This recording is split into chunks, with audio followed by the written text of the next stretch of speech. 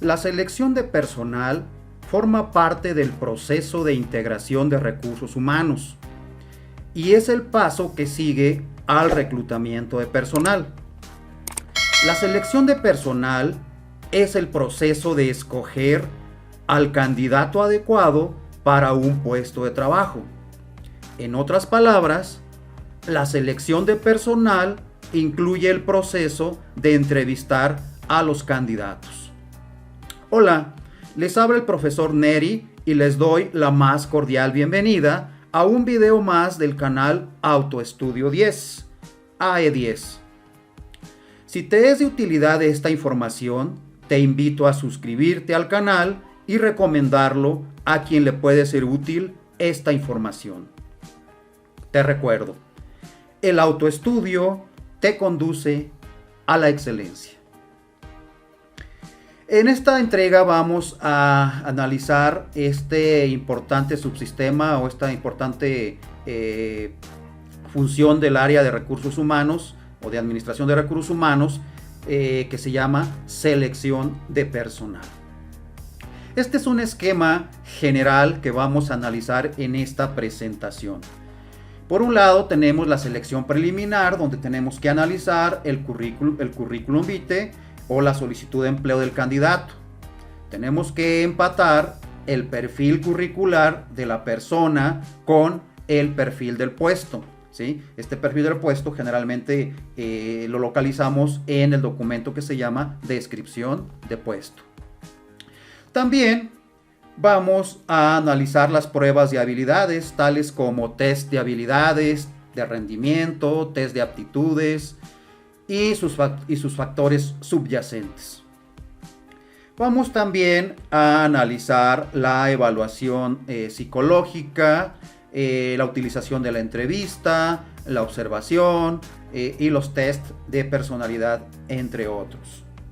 Asimismo, la evaluación de conocimientos técnicos, es decir, la identificación del nivel de dominio de aspectos técnicos, es decir, de las funciones a realizar propias del puesto que el candidato se perfila para ocupar. Y vamos a ver también los centros de evaluación y desarrollo, que consiste en casos prácticos y o negocio empatado a las funciones del puesto.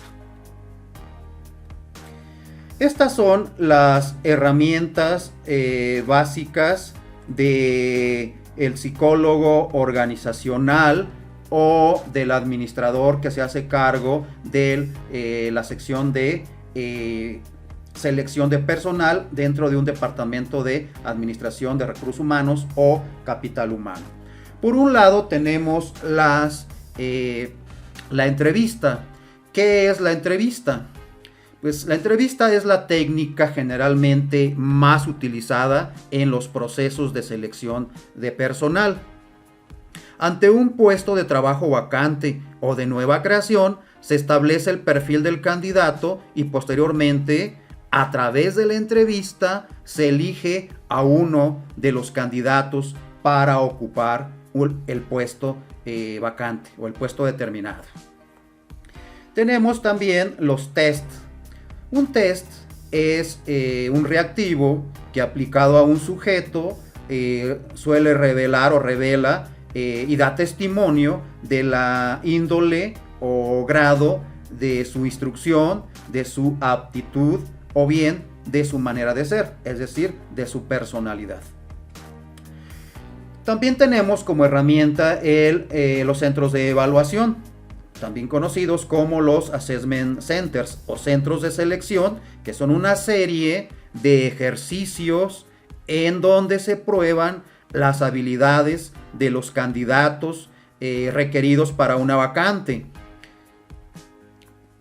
Estos son uno de los métodos más confiables a la hora de evaluar y conocer las aptitudes de los candidatos que se postulan a una vacante que tiene pues la empresa solicitante, ¿verdad? Otra herramienta son el software o los sistemas informáticos. Actualmente ya a través de las tecnologías de la información a través de software especializado, pues ya es posible aplicar pruebas psicométricas o baterías psicométricas. Entonces ya está muy generalizado el uso de estos sistemas o software. Y por otro lado, también están los formatos, que también son herramientas valiosas del psicólogo organizacional o del administrador de la sección de reclutamiento de un departamento de capital humano. Estos formatos van desde la requisición de personal, la descripción de puestos, el currículum vitae, la solicitud de empleo y todos aquellos documentos que se requieren en el proceso de selección de personal. Es muy importante recordar esta información. Aprovechar todos los recursos internos antes de iniciar un proceso de selección. Si recuerdan, en la entrega anterior, en el video anterior de hace unos días, vimos reclutamiento de personal y vimos lo que son las fuentes internas. Entonces hay que revisar las fuentes internas antes de buscar candidatos externos a la empresa. Identifica el talento de tu organización y genera planes de desarrollo. Recordemos que todo proceso es posible planearlo, es posible identificar el talento, crear nuestros cuadros de reemplazo y cuando tengamos alguna vacante, pues inmediatamente podamos cubrirla. Esto nos ahorra tiempo, dinero a la empresa y también pues motivación para el personal que está dentro de la empresa. También hay que tener siempre los perfiles y descripciones de puesto de cada unidad de trabajo de la empresa.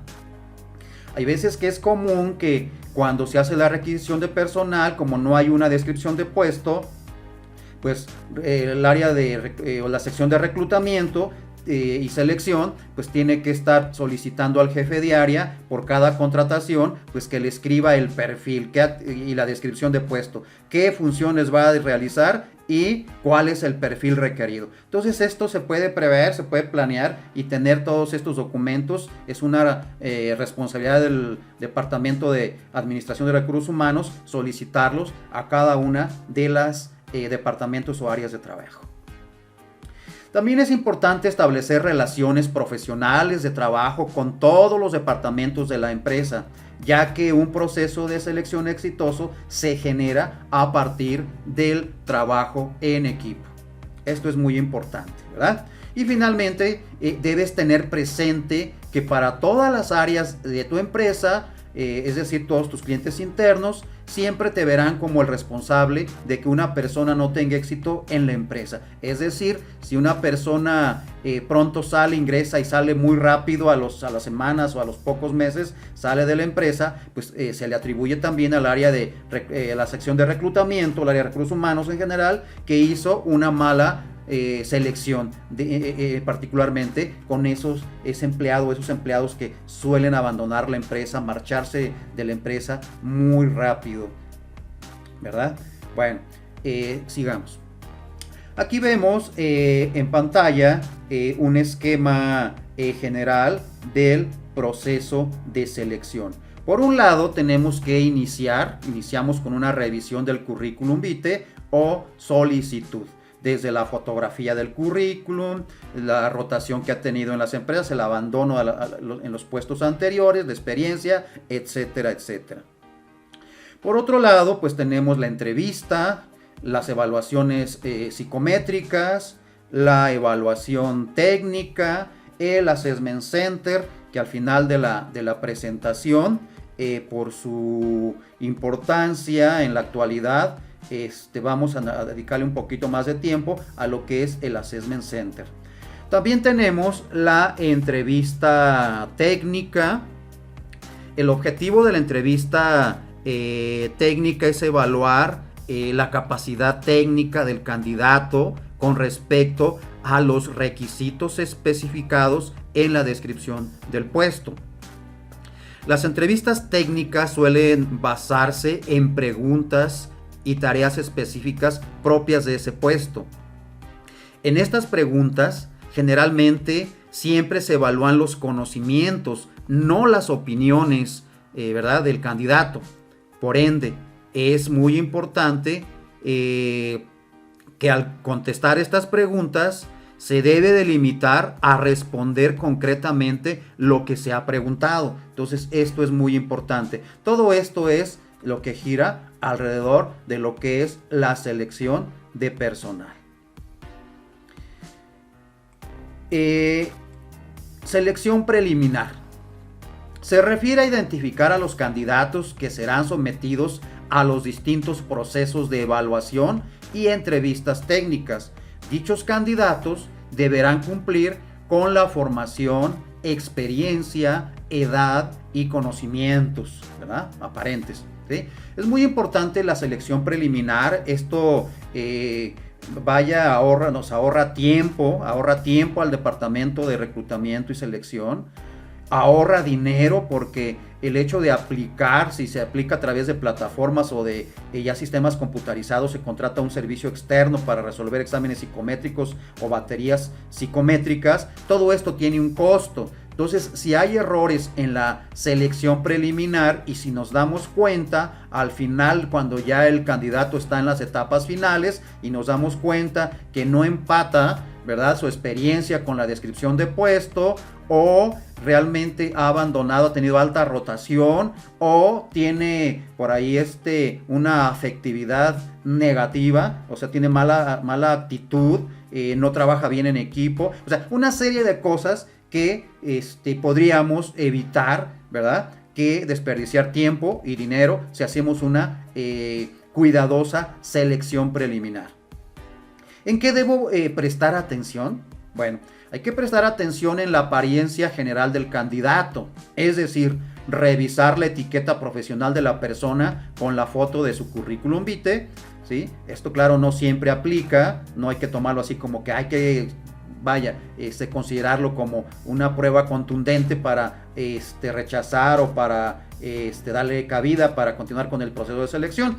Pero si el candidato tiene una foto, si es un candidato que va a ocupar un puesto como de gerente o de supervisor o de administración, ¿verdad?, administrativo, que se requiere una cierta presentación profesional, y sube simplemente su fotografía que tiene en el perfil de Facebook, ¿verdad?, a su currículum, pues esto nos dice mucho, nos dice algo que anda mal por ahí, ¿verdad?, con este candidato. No presta atención a esos detalles, ¿no? Hay que también considerar el domicilio, es decir, ubicar la dirección de la persona contra el lugar de trabajo. Resulta que los candidatos, por conseguir un empleo, se muestran muy entusiasmados, muy motivados. Ya en la realidad, cuando ven que hacen 2 horas o 3 horas de su domicilio a su trabajo, pues empiezan a desmotivarse, empiezan a buscar otras opciones. Entonces hay que considerar estos factores desde el inicio. También hay que considerar la formación, es decir, ubicar el nivel académico y su grado de avance. Hay que tener presente la información del perfil de puesto, si empata realmente el perfil de puesto con su nivel académico, con su grado de avance, si aún no termina la carrera, si va a un 80% de la carrera profesional, o es pasante, o si requerimos que pues ya muestre una cierta disciplina, que ya terminó la carrera y ya está titulado, etcétera, etcétera. Hay que considerar, dependiendo del puesto, hay que considerar estos factores. Hay que considerar también la edad. Si viene esta información en su currículum o en su solicitud y es acorde a las actividades del puesto, hay que revisar también esta información. Hay que revisar también la experiencia, es decir, la trayectoria laboral, tipos de empresa donde ha laborado, cuánto ha permanecido, es decir, los periodos, qué cargos ha ocupado, etcétera, etcétera. También es importante revisar los conocimientos.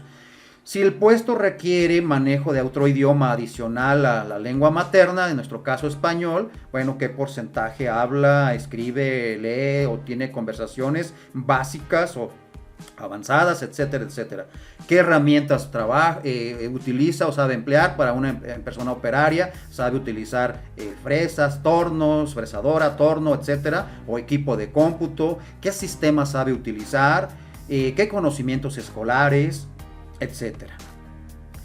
Debes evitar los errores en esta etapa, ya que muchas veces los indicadores de rotación se pueden controlar con una revisión adecuada del currículum vitae o de la solicitud. Si el trabajador ha mostrado un comportamiento de alta rotación en los puestos, si cada 3 meses, 4 meses está abandonando los empleos, es común que siga este patrón de comportamiento, que vaya por unas semanas o meses y posteriormente abandone la empresa. Entonces hay que considerar todo esto, ¿verdad? Bueno, avancemos. Pruebas de habilidades. Por un lado es determinación de batería, ¿sí? Es decir, ubicar el puesto meta a cubrir. Ese puesto, ¿en qué área es? ¿Es ventas? ¿Qué nivel del departamento de ventas? ¿Promotor? ¿Ejecutivo de ventas? ¿Supervisor de ventas? ¿Gerente? Etcétera.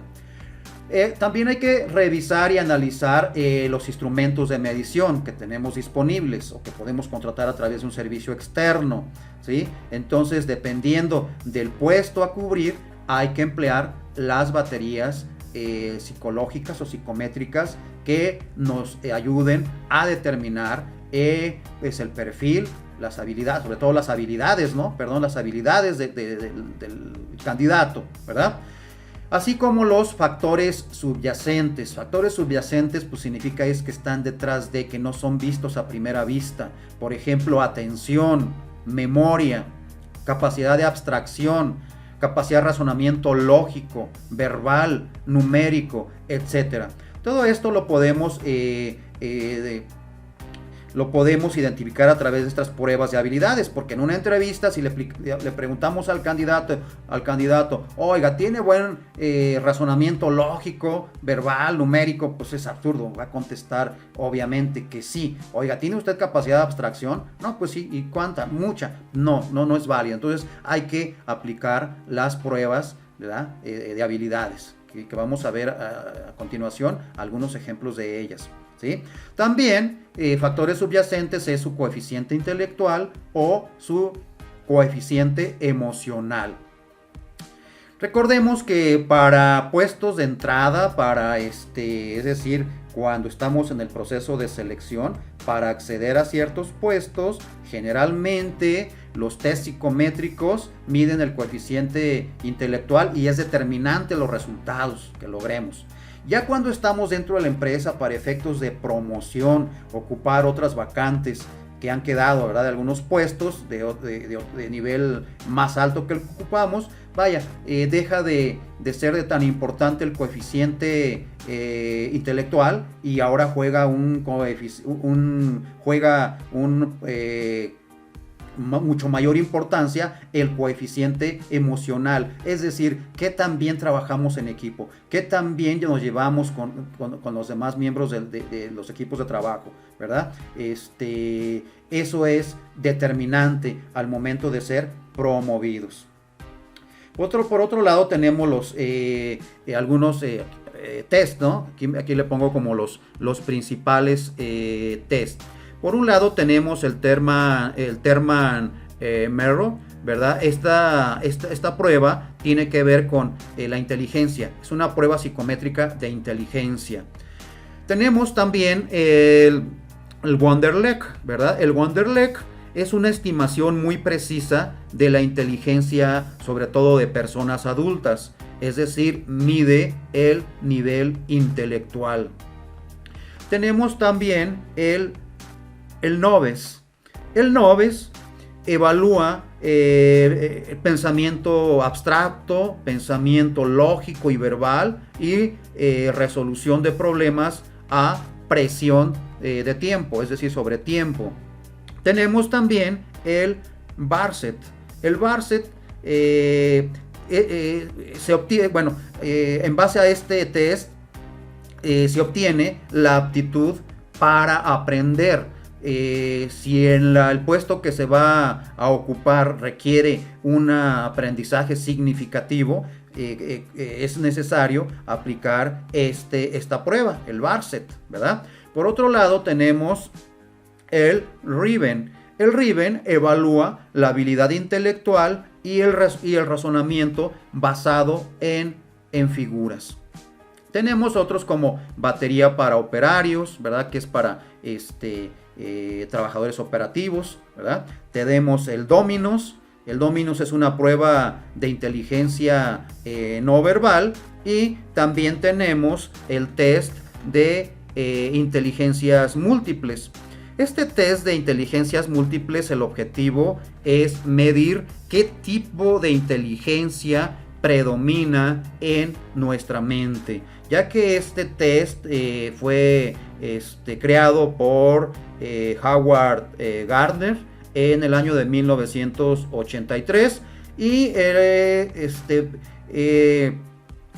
se basa en mencionar que existen 8 tipos de inteligencia, ¿verdad? Estos 8 tipos de inteligencia son inteligencia lógica matemática, inteligencia lingüística, inteligencia espacial, inteligencia musical, inteligencia kinestésica corporal, inteligencia intrapersonal, inteligencia interpersonal e inteligencia naturalista. Entonces, este test trata de determinar qué tipo de esas 8 tipos de inteligencia es la que predomina en un candidato que está concursando para ocupar cierta vacante. Entonces, la vacante debe de coincidir, debe de empatar con alguna de las inteligencias de las 8 que acabo de mencionar, y al medirlas, bueno, podremos elegir al candidato adecuado. También en las pruebas de habilidades se aplica el proceso administrativo. Recordemos que el proceso administrativo generalmente es utilizado prácticamente en todas las áreas de la empresa, y en este caso en la aplicación de las pruebas de habilidades, en lo que es la cuestión de la selección de personal, pues vaya, no es la excepción. Tenemos que analizar toda la información que se vaya generando, tenemos que tener una planeación de todas las actividades, tenemos que organizar muy bien toda la información y las actividades que vamos a desarrollar. Tenemos que controlar que todo lo que hayamos planeado se vaya realizando conforme a la planeación, ¿verdad? Tenemos que dar seguimiento, ¿sí?, a todas y cada una de las actividades. Muy bien, avancemos. Evaluación de conocimientos técnicos. Definición de los rubros y temática a evaluar. Es decir, lo primero que tenemos que hacer es definir, ¿sí?, qué es lo que queremos evaluar. Por ejemplo, si vamos a seleccionar a un representante de ventas, vaya, pues tenemos que crear un instrumento, ¿verdad? Un instrumento, por ejemplo, que nos ayude a determinar qué tan bueno es el candidato realizando, por ejemplo, presentaciones de venta, realizando cierres de venta, ¿sí? En este caso, ¿quién elabora el instrumento? Bueno, pues generalmente es el área solicitante, con la asesoría o con el apoyo del staff, es decir, con el área de recursos humanos, de administración de recursos humanos, ¿sí? Bueno, posteriormente que ya se ha creado el instrumento, ¿sí?, entonces sí, la aplicación, ¿quién la aplica? Pues se puede poner de acuerdo, ya sea el área de recursos humanos o el área solicitante. Mi punto de vista es, si es una prueba, es una evaluación técnica de conocimientos técnicos, pues que el área solicitante la aplique. Mi punto de vista es que así debería de ser, pero también me ha tocado ver que el área de recursos humanos es quien aplica todos este tipo de pruebas, ¿sí?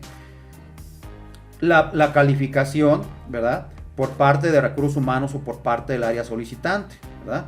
Puede ser una calificación de evaluación del punto de vista cuantitativa, ¿verdad?, o cualitativa, ¿sí? Y finalmente, el conocimiento del candidato contra el conocimiento necesario del puesto, es decir, empatar cuál es el nivel de conocimiento acerca de las técnicas de venta, por ejemplo, de presentación de ventas, cierre de ventas, y realmente cuál es el conocimiento que se requiere o que se necesita para cumplir de una forma efectiva y eficiente ese puesto en cuestión, ¿sí? E integrar resultados al informe del candidato, es decir, integrar toda la información que se genera, ¿no? Eso lo vimos en la diapositiva anterior, donde vimos la aplicación del proceso administrativo, ¿sí? Evaluaciones psicológicas. Se refiere a emplear las herramientas del psicólogo para identificar aquellos datos cualitativos que impactan en las funciones del puesto. En primer lugar tenemos la entrevista. Conductas de la información que proporciona el entrevistado. Evitar perder objetividad, ¿verdad? Y efectuar las fases de la entrevista. ¿Cuáles son las fases de la entrevista? ¿Verdad? Pues es tener una apertura, ¿sí? Generalmente un saludo cordial con el candidato, tener un rapport, ¿verdad? Es decir, romper el hielo, que se sienta cómodo en la entrevista el candidato, que se encuentra tenso o nervioso, pues tratar de eliminar o reducir ese nivel de tensión o nerviosismo, ¿sí? Entonces llevamos 2 etapas. 1, apertura. 2, rapport. 3, inicio formal de la entrevista, cuando ya inicia propiamente la entrevista. 4, el desarrollo de la entrevista, que es lo más largo, ¿no? 5, la cima, ¿sí? 6, el cierre, ya la despedida, ¿no? Es muy importante pues decirle al candidato el paso que sigue, si se le va a llamar por teléfono, ya sea que sea aceptado o no, o que continúe en el proceso o no, ¿verdad? Y finalmente la etapa última, la 7, reporte, es decir, realizar el reporte de la entrevista, ¿sí? También se puede utilizar en la evaluación psicológica la observación. Se puede utilizar el focus group. Focus group, o el espejo falso, en la cual se analiza, se observa el comportamiento a través de un espejo falso cuando se está entrevistando, cuáles son las reacciones del candidato, ¿sí? Se toma nota, ¿sí? El candidato no ve que hay una persona fuera de la cámara de Gesell. Se utiliza generalmente una cámara de Gesell, ¿verdad? Con un espejo falso. Él no ve hacia afuera, pero el evaluador, el que está dentro, el observador más bien, claro, está viendo todos los movimientos corporales, gesticulaciones que tiene el candidato, si realmente hay una concordancia entre lo que dice y cómo se ve cuando lo dice, o qué hace cuando lo dice, ¿verdad? Actitud general del candidato, revisión de comportamientos contra competencias institucionales, es decir, cuáles son los valores de la empresa, cuáles son los valores del candidato, cómo es su comportamiento, ¿sí? Si realmente se ajusta a lo que la empresa busca. Por otro lado, tenemos también los test de personalidad, ¿sí? Y dentro de estos tenemos, por ejemplo, el test que se conoce como 16 PF, ¿no? Estos 16 porque mide 16 factores de personalidad, ¿sí? Voy a mencionar los 16. 1, afabilidad. 2, razonamiento. 3, estabilidad. 4, dominancia. 5, animación. 6, atención a las normas. 7, atrevimiento. 8, sensibilidad. 9, vigilancia. 10, abstracción. 11, privacidad. 12, aprehensión. 14, apertura al cambio. 13, apertura al cambio. 14, autosuficiencia. 15, perfeccionismo. Y 16, tensión, ¿no? Esos son eso trata este test de personalidad. También tenemos el Cleaver. El Cleaver evalúa cómo actúan los candidatos en lugar de cómo piensan, permitiendo identificar al mejor candidato para un puesto específico. También tenemos el MOS. El MOS es una prueba psicométrica que evalúa el grado en que una persona se adapta a distintas situaciones sociales, donde se requiere habilidad, ¿sí?, en supervisión. Ese es el MOS. También tenemos el test de Allport, que mide los valores morales. Tenemos el Taylor and Johnson. El Taylor and Johnson, este test psicométrico, mide el temperamento. Y tenemos también el IPB, ¿verdad? El IPB significa inventario de personalidad para vendedores. Este test es exclusivamente aplicar para candidatos a vendedores, para integrantes de fuerzas de ventas, ¿sí? Y mide 9 rasgos primarios de la personalidad junto con 2 factores generales. Entonces, bueno, pues no vamos a entrar a profundidad a cada uno de los test de personalidad. Con un solo test nos llevaríamos pues prácticamente toda la presentación. Entonces no vamos a verlos, ¿verdad? A profundidad. Otros tipos de evaluaciones está la grafología, la prueba del polígrafo, ¿verdad? Para ver si miente o no miente el candidato, y la bandeja de entrada. ¿Sí? Centros de evaluación y desarrollo. Se dan cuenta hasta el final, dice Assessment Center, hasta en la base de la pantalla. Assessment Center, centros de evaluación. ¿Por qué es constituido un Assessment Center o centro de evaluación? Por todo lo que vemos arriba, ¿verdad? De la diapositiva. Técnicas de selección de personal que va desde conocimientos, ¿verdad? Conocimientos del puesto, conocimientos técnicos, manejo de herramientas o equipos, así como habilidades, así como las competencias, la formación que tiene el candidato, antecedentes curriculares, examen de conocimientos, test de aptitudes, test de personalidad, entrevistas, más las simulaciones. Todo esto nos da como resultado un Assessment Center o centros de evaluación, que a partir de aquí vamos a ver un poquito más a fondo, ¿no? Esta importante técnica de selección de personal. ¿Qué es el Assessment Center? Ya lo habíamos comentado en diapositivas anterior, pero aquí vamos a ver una definición. Definición. El Assessment Center es una técnica de evaluación que consigue reflejar la complejidad de los puestos de trabajo a través de ejercicios situacionales. Es decir, se simula una situación laboral parecida a la realidad de un puesto, del puesto a ocupar, y se somete a un juego de roles o a ciertos ejercicios, ¿verdad?, propios del puesto. Se mide pues cómo reacciona el candidato, cómo controla su tensión, ¿verdad?, cómo controla el estrés, la presión, ¿verdad? Entonces esto es un Assessment Center. ¿Cuál es su propósito? Identificar los comportamientos en problemas concretos de situaciones de trabajo con márgenes de incertidumbre y complejidad técnico-profesional. O sea, como les mencionaba hace un rato, cómo responde el candidato a una situación estresante. ¿Para qué se usa?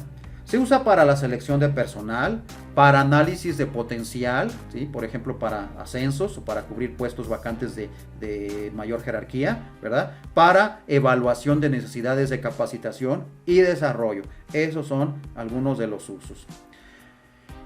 ¿Cómo se administra un centro de evaluación? O sea, ¿cuál sería un procedimiento? Bueno, primer paso, contar con el análisis de puesto. Analizar, revisar muy bien el análisis de puesto. 2.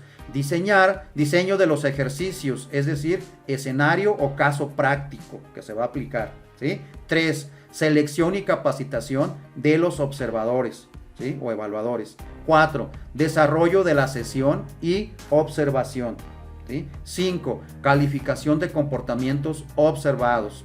6. Integración de los resultados finales. Esto sería un proceso de la administración de un centro de evaluación. Elección de los observadores. Elección, esta elección pues debe hacer en base a que los observadores deben de ser creíbles, ¿sí? Deben tener cierta reputación como personas creíbles, profesionales, ¿sí? 2. Típicamente 2 niveles por arriba de los puestos evaluados. Por ejemplo, si se va a evaluar candidatos a ejecutivos de venta, lo ideal es que no sea el supervisor, ¿verdad?, su jefe inmediato, sea el gerente, ¿verdad?, o el director de ventas, el director comercial, el que haga esta evaluación. 3. Familiarizado con los puestos considerados.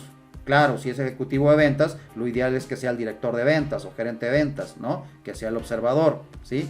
4. Se los debe capacitar en el programa y técnicas a usar, o sea, no se debe de improvisar, ¿sí? Cantidad. La relación ideal observador participante es de 1 a 2, es decir, por cada 2 participantes debe de haber un observador para no perder detalle. Diferenciación. ¿Cuándo no es un centro de evaluación? A veces se confunde, las empresas dicen, es que estoy haciendo un assessment center, un centro de evaluación. ¿Cuándo no se le debe llamar así? 1. Panel de entrevista o serie de entrevistas como única técnica. Uso de una sola técnica como base de evaluación. Uso de baterías de test. Un solo observador. Uso de múltiples técnicas y observadores, pero sin integración de información. O sea, muchos observadores, pero al final no se cruza la información, no se cotega y realmente pues, es poco útil, ¿no? Y finalmente el lugar físico llamado centro de evaluación. Debe ser un lugar acondicionado propiamente para fungir como un centro de evaluación y no improvisar. ¿Cuáles son las ventajas de un centro de evaluación? 1. Identificación de competencias y potencial. 2. Información comparable, probada y, sobre todo, importantísimo, objetiva. 3. Disminución del error en la selección. 4. Mayor asociación con el proceso de decisión. 5. Efectos de capacitación en los observadores. 6. Construcción del plan de desarrollo individual. O sea, es la base para construir los cuadros de reemplazo, por ejemplo, ¿no? Plan de carrera, ¿verdad? De los individuos, ¿ya? De los empleados, ¿sí? ¿Cuáles son las dificultades, ¿verdad? Al emplear un centro de evaluación, un assessment center? Pues el costo, suelen ser muy caros. 2. Capacitación de observadores, lleva su tiempo y también conlleva un costo. Y 3. El tiempo. Entonces, si queremos improvisar y hacerlo muy rápido, pues entonces ya no sería un centro de evaluación, ¿verdad? Entonces, esas son las dificultades.